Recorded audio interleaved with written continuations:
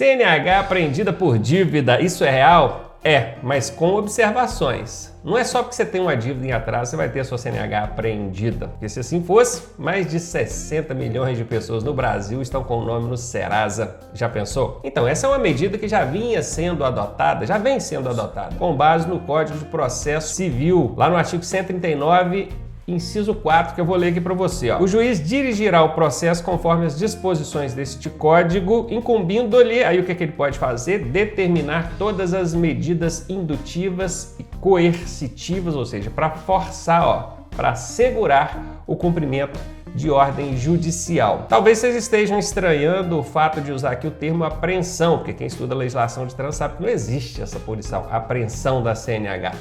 Existe o recolhimento, nem é uma punição, é uma medida administrativa. Mas aqui a gente está falando de outro contexto, a gente está falando de Código de Processo Civil. Tem uma dívida em atraso, o credor vai cobrar isso judicialmente e o juiz, dentre as medidas que ele pode adotar para forçar o pagamento dessa dívida, inclusive o cumprimento da decisão judicial onde ele manda que você pague, ele pode, dentre outras medidas, adotar essa de apreender a sua CNH. Isso foi ao Supremo Tribunal Federal para ser analisada a constitucionalidade desse ato, dessa medida.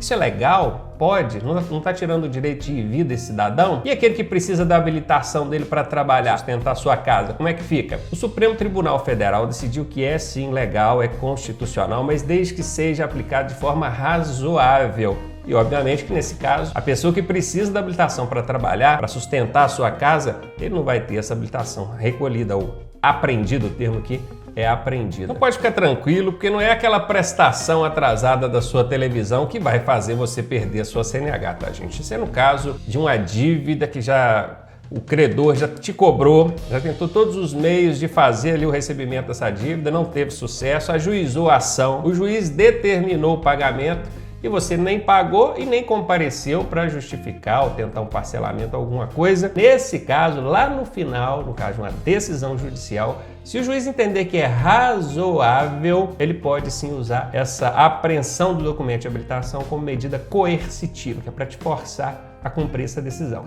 Isso pode acontecer também com a apreensão do seu passaporte ou outras medidas. Aqui a gente só está citando a da CNH, que é o que interessa ao nosso público aqui, que é o do Leg Trânsito, sempre com a informação precisa para você. Se liga aí.